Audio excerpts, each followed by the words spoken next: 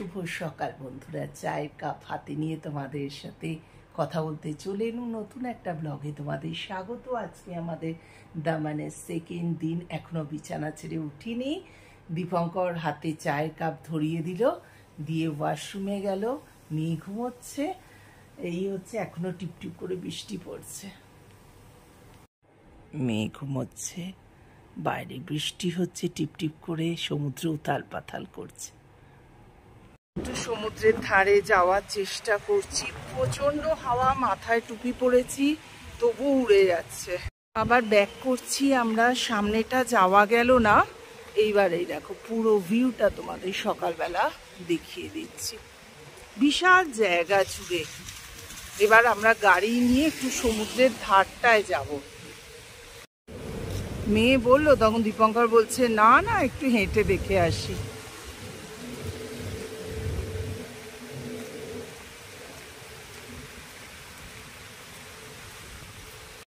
সুন্দর রাস্তাটা দেখো, সমুদ্রের ধারে চলে এসেছি। বাহ, ও এখানটায় নামা যাবে। হ্যাঁ, আমরা দূর থেকে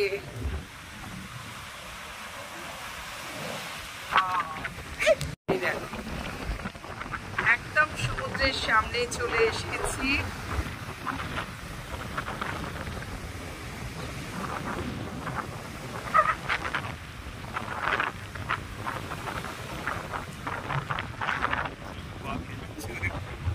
উড়ে বেরিয়ে যাচ্ছে দেখো, আমার তো হাত দিয়ে চেপে আছি, একবার খুলে গেল।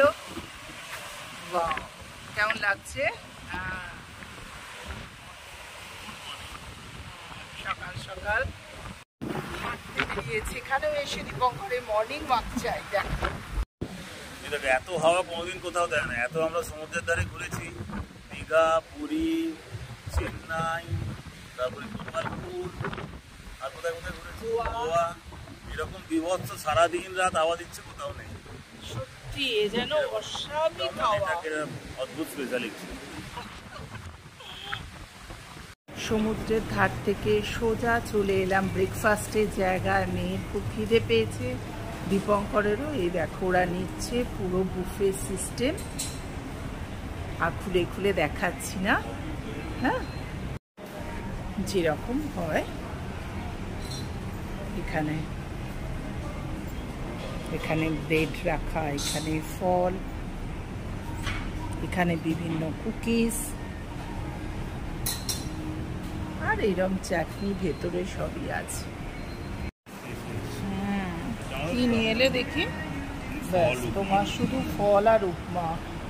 মেয়ে কি নিয়ে এলো দেখি।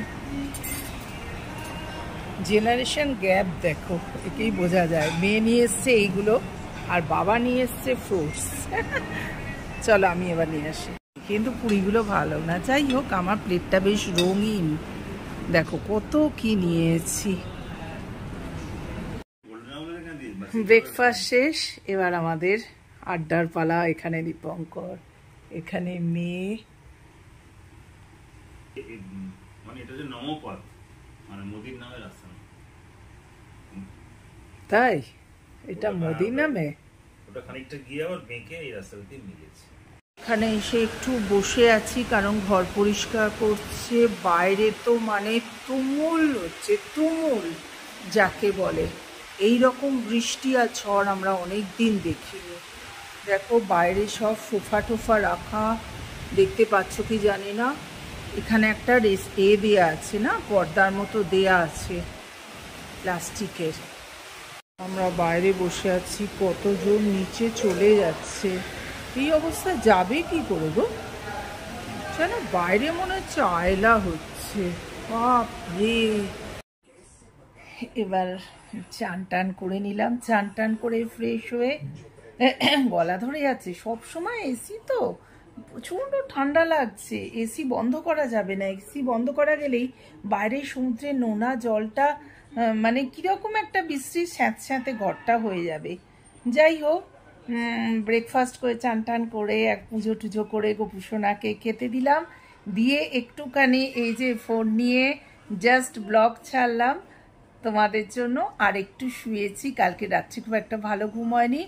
আর দীপঙ্কর আর মেয়ে গেছে জিমে। ওদের খুব করে রিকোয়েস্ট করলো তুমিও বেরো, আনলাম না এতক্ষণ ঘুরে এসেছি, এবার আমি একটু রিল্যাক্স করি, তোরা যা।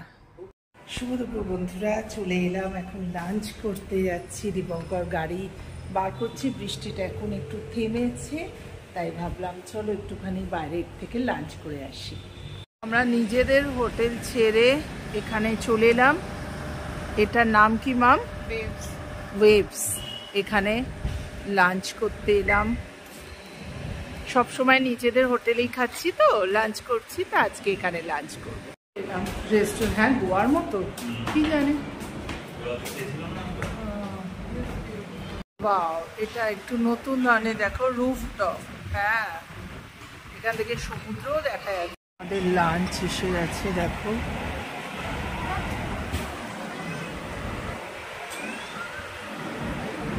এদের চলে এলাম। এখন ঘড়িতে বাজে 6টা, মেয়ে বাইরে ফোন করছে, দেখো তোমরা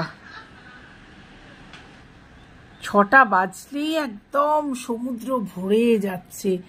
তো এখানেই ব্লগটা রাখছি বন্ধুরা, আর ডিনার তো আমরা খেতে পারবো না, এখনই 6টার সময় খেয়ে এলাম, তো এখানেই রাখছি। ছোট্ট ব্লগটা যদি ভালো লেগে থাকে, do like, share and subscribe my channel Kaveri জীবন কথায় তোমাদের স্বাগত। টাটা, অনেক অনেক সাবস্ক্রাইব করতে ভুলবে না।